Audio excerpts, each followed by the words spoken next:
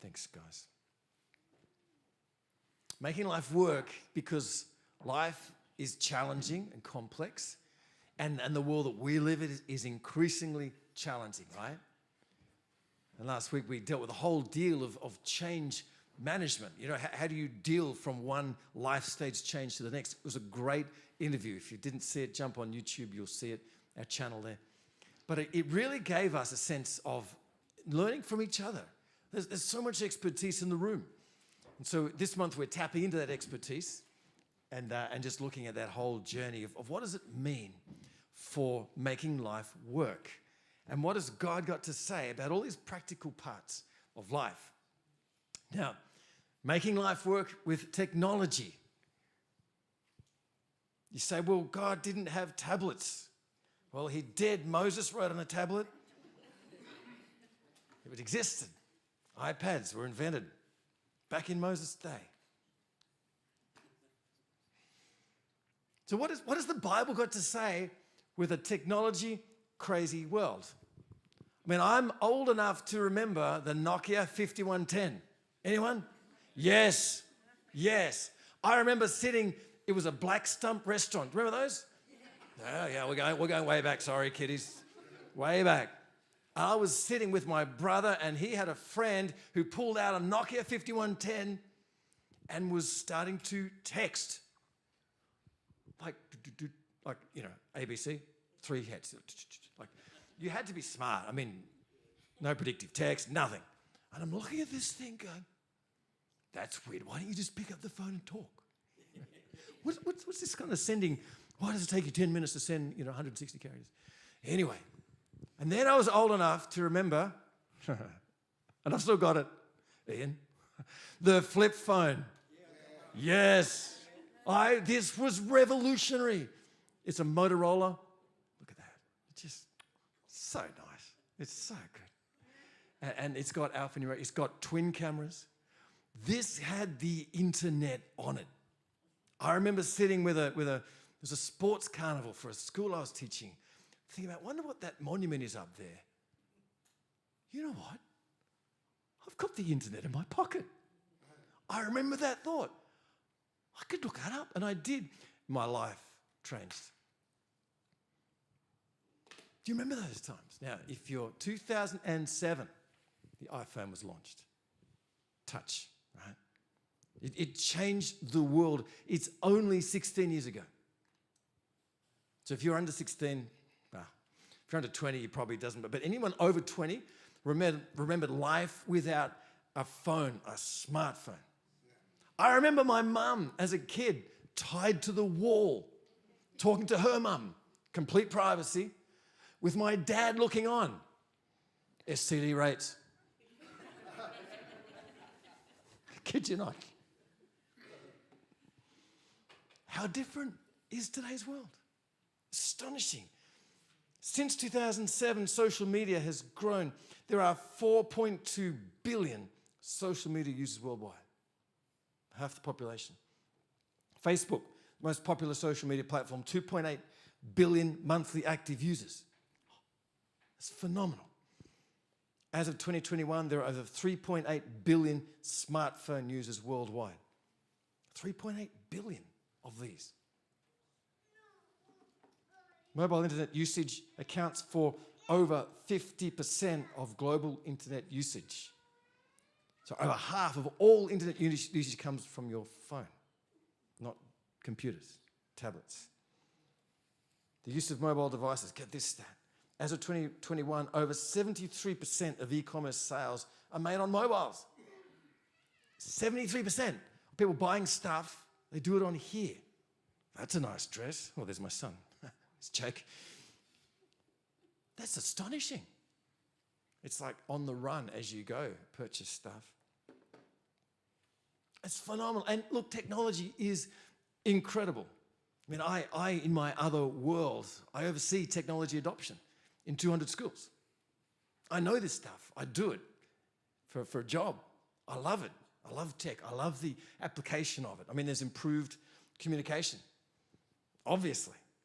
There's access to information, weather, the news, updates, education, like it's right here. How phenomenal is that. Increased safety. You know, you can kind of feel safe. You connected with people most of the time. Convenience and efficiency, you know, shopping, net banking, transportation. Try going to a new city and working out their kind of buses and trains. There's probably an app for that. Like how easy has life become? Traveling overseas. Just pop it in there. Currency transfers, like accommodation. Like the world has improved, hasn't it? These things are phenomenal. Photography. Man, I've got an awesome photograph thing, camera, in my pocket. I got one of the models with 2 cameras. I know some of you got 3 or 4. But I mean, these things are better than the old Instagram, Instamatic thing, or the Polaroids. And it's in my pocket. Video camera in my pocket. Voice recorder. I mean, music player. How cool is iMusic and what's that other one? Spotify. You know, how cool are they that you can just have a playlist? I used to buy CDs, cassette tapes. Anyone? I mean, I had a Walkman as a kid and then a Discman.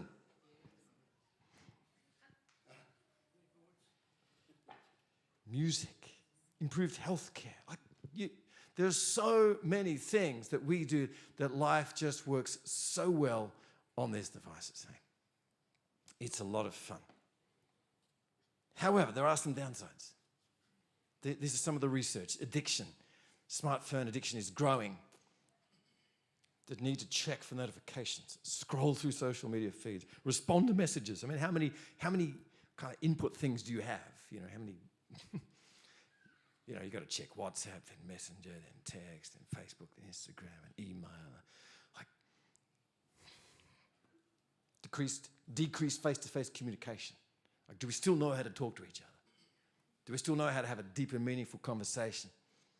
Sleep disturbances, the blue light can interfere with the production of melatonin, hormone that regulates sleep. So if you're not sleeping, lose that.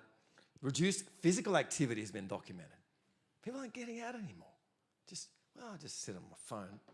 Eye strain and vision problems. Decreased productivity at work. The constant need to check the phone constantly. Cyberbullying, students, kids, Twitter. The anonymity of the internet, you know. There's so much harm that the kids are experiencing, trying to navigate that online world. Privacy concerns, genuine privacy concerns about your PII, personally identifiable information. Like who knows who's got your email address, your photographs, your phone, your passport. Like it's all sitting there. Data breaches are a big deal, whereas 50 years ago, it wasn't so much. And then relationships, you know, how do you do relationships in this strange world? So look, that's just a snapshot. Incredible, incredible opportunities. Some challenges for us. What does God have to say about these things in all seriousness? Here's 3 things. 3 things, I believe, before we get our panel up. Number 1, look up. Look up. You see, the teenage slouch these days, I don't just mean look up because you might run into a pole. I mean Colossians 3 kind of look up. If then you have been raised with Christ, seek the things that are above. Look up, where Christ is seated at the right hand of God. Set your minds on things that are above, not on the things that are on the earth. Consciously. Now this is why you've got to set your day right at the start of each day. I always tell my family and anyone who'll listen, don't look at that before you've looked at that, right? What's the first thing you check in the morning? Is it your feeds? Or is it the Word of God? Seriously. Wake up to this. Look up. Seek your mind on things above, and then let this interpret that, right? Because this is the real deal. This has some of the real deal. How do you know which is which? But set your mind, be absorbed in the things of God by looking up And then you can deal with this stuff confidently. You can spot the fakes when you got the real thing. So to look up, it creates your key to content decisions. What do I look at? What don't I look at? What to worry over and what not to worry over. There's so many things you could worry over in this world. That's the problem with these feeds. Suddenly you're dealing with an Ethiopian situation or Afghanistan or a Mexican wall, and then, oh man, it's 6:30 in the morning, and how do I deal with the world crisis that's just been told to me? Whereas if I'm in the Word of God first, I can interpret that. Number one, look up.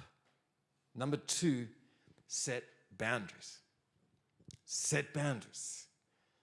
Joshua 1:8 says this book of the law shall not depart from your mouth, but you shall meditate on it day and night, so that you may be careful to do according to all that is written in it.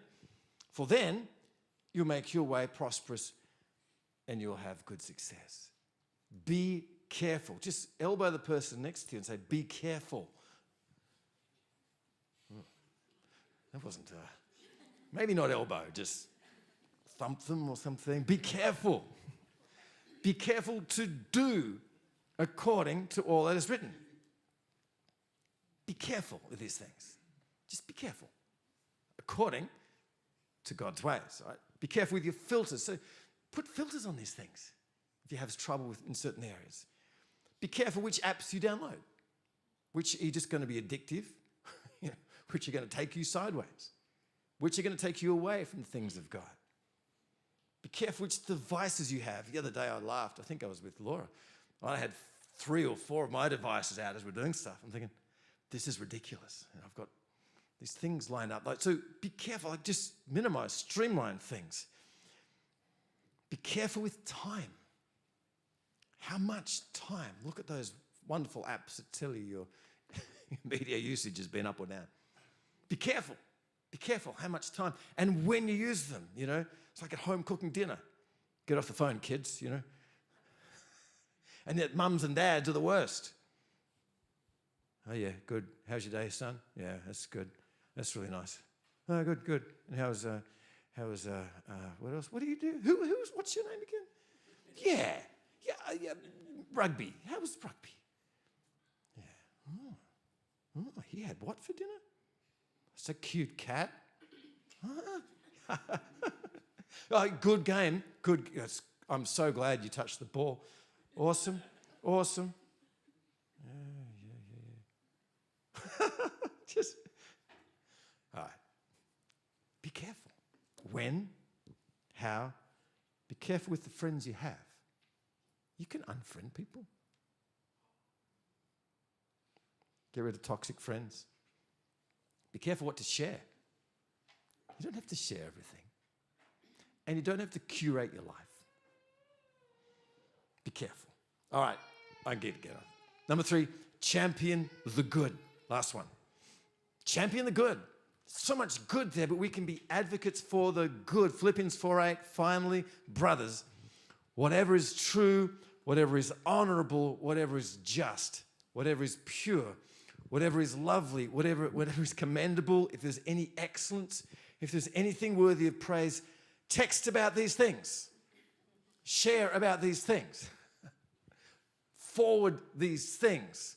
Like these things. You see it? These are the things that we need to be sharing. Like whatever is true, honorable, just, pure, lovely, commendable, excellent. Comment on these things. Like these things. Let's fill the interweb with all these good things. Let's fight back against some horrifying statistics of what mostly takes up the internet.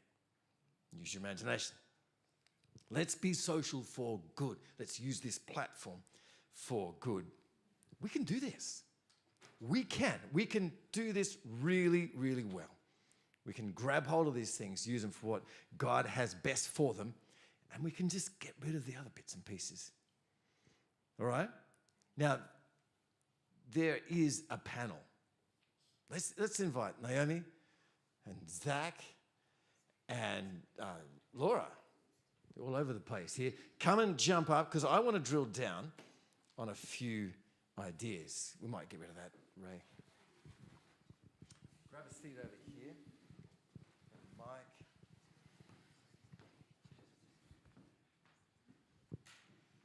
I'll need the MC mic. Thanks, Adam.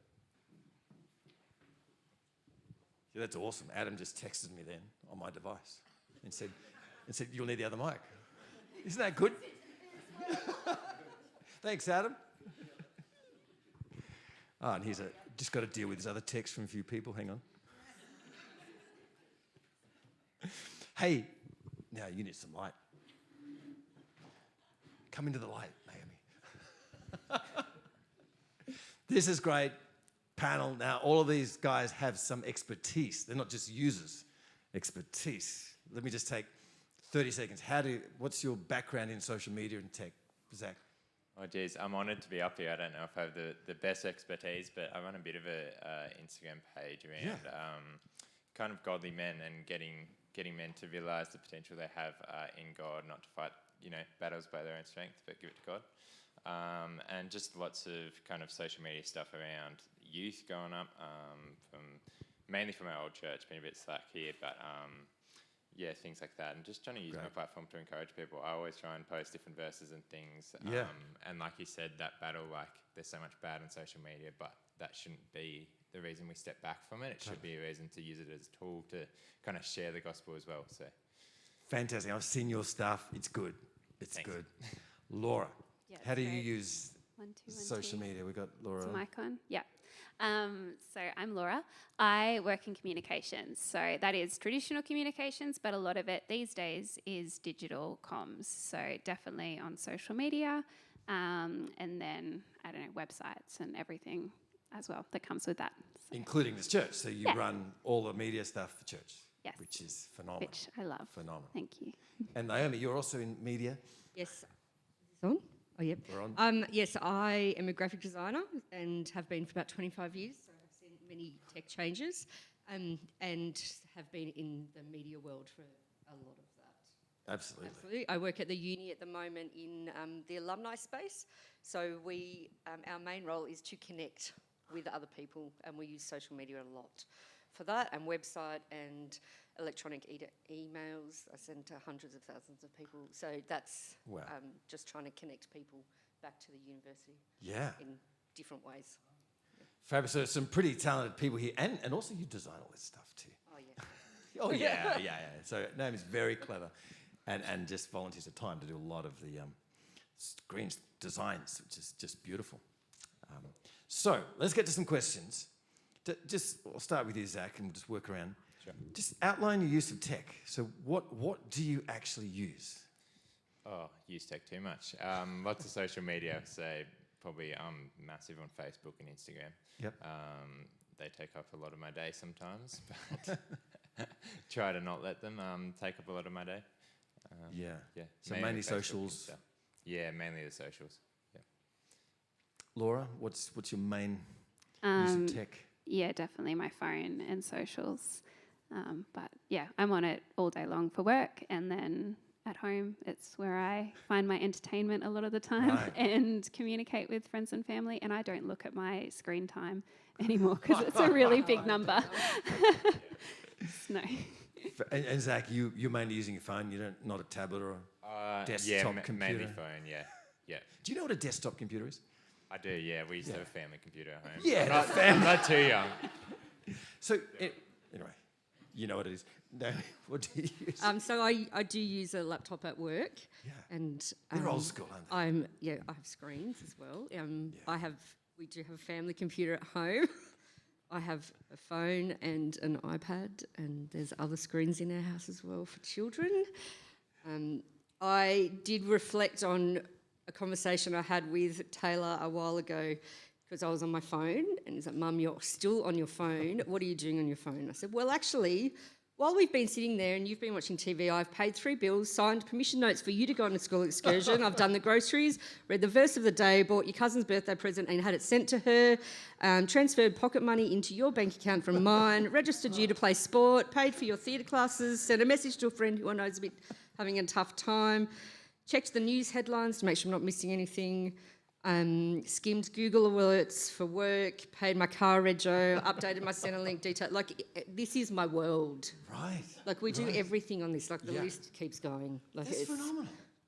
Yeah. Technology for good. Well, it's just everything is in here. Yeah, it is. Wow. So true. Yeah, my social media, I try very hard not to stay on it. I'm very thankful I did not grow up with social media. So it's not been my go-to, really. So I can very easily waste time on it, but I feel a bit of a disconnect to it. I don't get it, I think. Which I think is generational. And Totally if generational. I'm I'm just kind going to to show my myself age here, not... yeah. If I put myself into your age category, Yeah, we're close.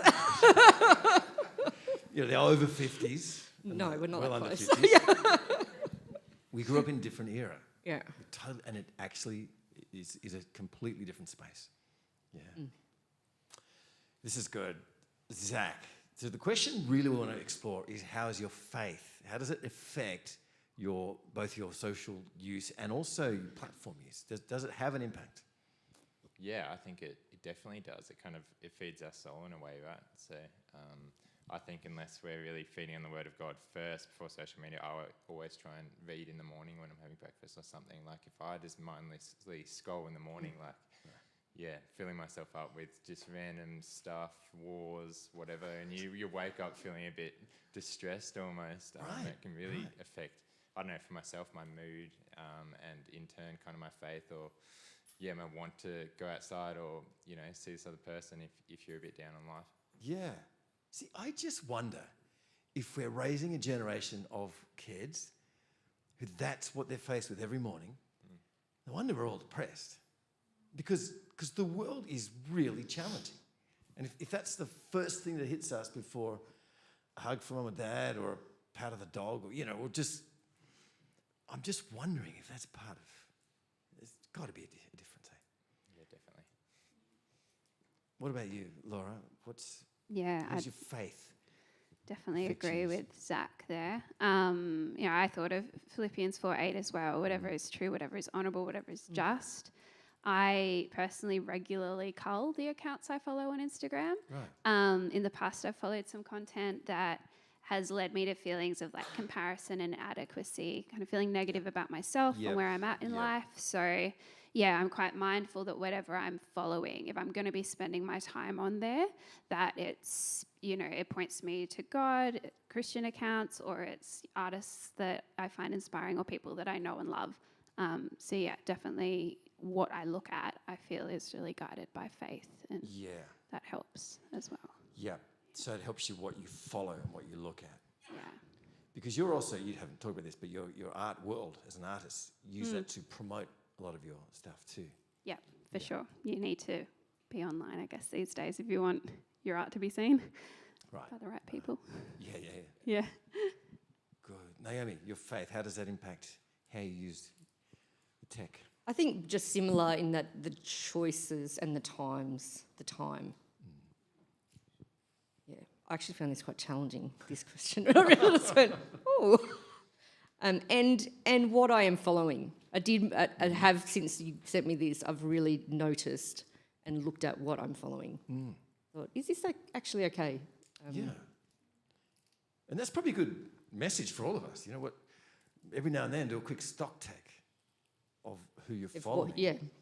What kind of impact it has on you. And I like that idea of like comparisons or unhealthy or FOMO or whatever that you feel like is impacting you. It's good. Do feel just to butt in, you know, as we...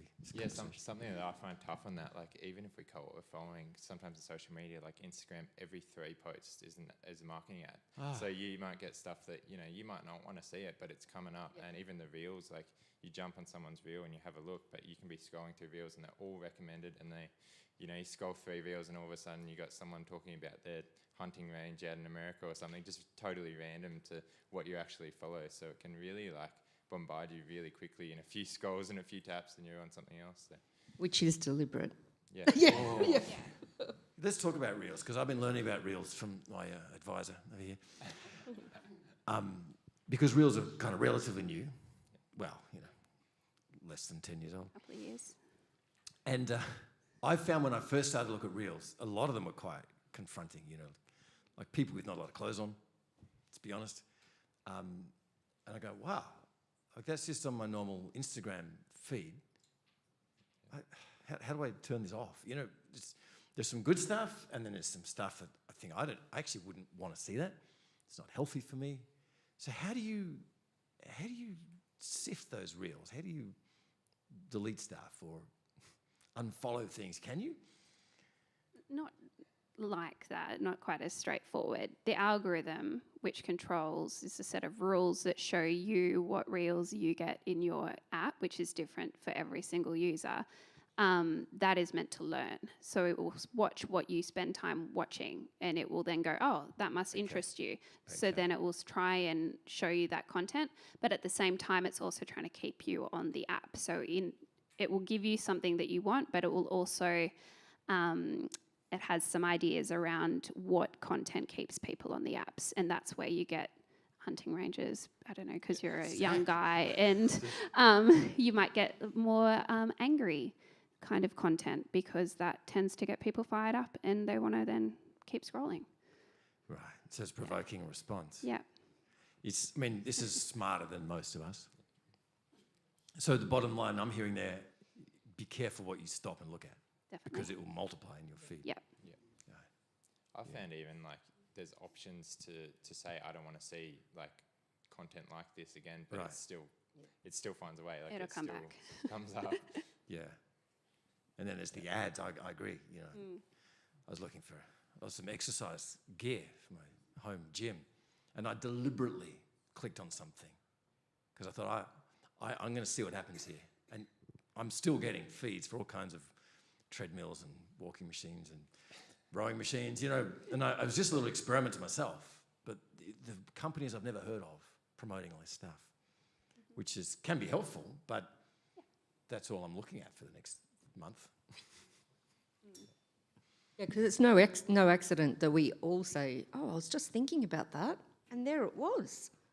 That's frightening. Now, you said to me, Laura, the other day, what you talk about around your phone appears on your feed. They do listen. Yes. Yep. Come on, talk me through that. It's just, another helpful thing in life, that if you're discussing it, if you're thinking you want to buy a gym, your phone's going to help you out and show you that. That's how they sell it to you, that it's So your phone is listening to you. Yeah. Did you hear that? And everything you look at on the internet is being looked tracking at. you. And that's Curated curated and then fed back to you. We could spend all day. Because Because this is what we do. This is to do with people. because you want it for your good. Exactly. Because you're in the so that's what we've got marketing. those, Yeah. So you've got to be even careful what you speak about in front of your phone. Wow. Yeah. Tash normally grabs my phone and goes, spa day for fiance and things like that. Wants to come down. Yeah. Weird, yeah. So have some fun testing that, So we are living in a very interesting world. And if you've ever seen, what's the movie, The Social Network, is it? Is that the invention of No, Facebook? it's called... The Social Dilemma. The Social Dilemma. Yes, yes. It is fantastic at showing you how it actually works, how social media works, and does that looking at everything you're doing and feeding it back to you. The tagline of it, if you're not paying for the product, then you are the product. Get that? We are the product. We are And that is consumed. what, if in social media, absolutely the product. Yeah. Changes the way you gradually changes the way you think and the time that you're spending every feed. So that is a good movie to watch if you've not It seen is. that, particularly It's show it excellent. to your kids, grandkids. But yeah, I've seen that and it's quite frightening. And that's before a lot of the Gen AI stuff, generative AI, like Yes, ChatGPT. and it's produced and made by people who used to work for Google and Facebook and Instagram and Pinterest and now all just don't want anything to do with it. I find it interesting that a lot of like executives in these companies, they don't let their children use Yes. it. They all say that in Yeah. that documentary. They've seen what's behind, what's underneath it, and they won't let their children use it. Wow. Wow. This is not meant to frighten us. It's to be aware of what's in our pockets. Yeah. Because we're not thinking about it. Our world in general. So how does our church, how do we set the framework, you know? So what do you think? So the question I had was, any helpful ideas? So how do we, how then, if this is the kind of the lie of the land, how can we use it well? Jump in, anyone. Let's helpful I'll ideas. take that one to start with. So I have a lot of these conversations. As I said, it's my work. You just said ChatGPT, generative AI. We haven't even spoken about that, but the fact you can take a photo or someone's voice and make a pretty convincing video or soundbite of them doing something or saying something they never did. Or you can get a university passing essay, 2,000 words, churned out in 20 minutes. The world is changing, obviously. And I've had these conversations with people of all ages, Christian, non-Christian, and we've heard it even this morning. Nearly exclusively people respond with, wow, this is scary, or this is frightening, they're afraid of what technology is currently capable of and what it will be capable of in the near future. Yeah. So I've been thinking a lot about that, and something that encourages me is the fact that God is not shocked by any of this. Right. God is not surprised by smartphones or AI or social media. And the Bible tells us over and over again, fear not, do not be afraid. Good. Fear not, do not be afraid. And that's just as relevant to the modern world that we live in today as when it was written. I think that we definitely don't have to live in fear of technology. Our God remains more powerful than all of it. Yeah. Don't be afraid, be knowledgeable. Yeah. Yeah, knowledge. Yeah. Yeah. Forewarned is forearmed. Right. Is what Right. I Yeah. thought. Cool. Of that. Yep. Like understand it, learn about it. Yep. It's not going to go away. Yep. Anything else, Naomi, from your... Just practical things like that you had even mentioned on is that turn your notifications off, set the time limits on your phone. Yep. Just don't have it next to your bed at night. Yeah. Put it on airplane mode at night. You know, just little things that actually do help a bit with being able to just switch off. How about just turn it off every now and then? Yeah. How about, my family gets sick of this, but read a book. You know, old school paper. You know those, they're called books. And the reason they're good is because nothing beeps up at you and you get time and actually the brain is processing story and length of novels, right? Learn a musical instrument. It'll take you a decade. Seriously. Because everything's instant. So we've got to train our minds for the long haul, right? Otherwise, we're living in this very short attention span kind of world. What have you got? I love that too. I was going to comment something similar. I've read a book by James Clear called Atomic Habits, and it's amazing. But he talks about our phones are kind of a go-to fault for relaxation sometimes. Yeah. We associate, relaxing with bringing out a phone instantly, watching Netflix, all those things that are tech-related rather than, picking up an instrument or picking up a book, which are so much more healthy for our minds and things like that. So definitely doing those other things and even just, going, I'll read 10 pages of this book before I even look at social media. I'm going to put my phone away. That is so simple to do, 10 pages, but sometimes we find that hard. So just challenging ourselves a bit. Yeah. I've always been a reader, but I now have to really concentrate to read. Right. To not be distracted by the phone or the other things. See, I reckon it's rewiring our brains. I really do. Because we're not used to long. Yeah. Quick fix, 30-second TikTok. Bang. This is good. We're going to finish up. Any help for parents, mums, of kids using text, just to finish off with? Naomi, you probably in this zone. Any of your kids? This is a battle. A battle. A battle. And you know that, Jeff. It's I know a it. battle that I feel daily that I'm losing. It is a battle. Right. Yeah. How can we, parents, Yeah. do this better? Again, I think that we don't want to ignore it. They don't leave our home and there's no tech world out there for them anymore. They leave our home and it's still all there, and they have more access to it because we're not blocking stuff. Right. Yeah. Yep. No, it is, I guess, putting those boundaries in, setting limits, turning, like Stone's phone doesn't come on until 7 o'clock and it goes off at 8:30. Yeah. We've just set those times. Yep. There are ways around this, apparently.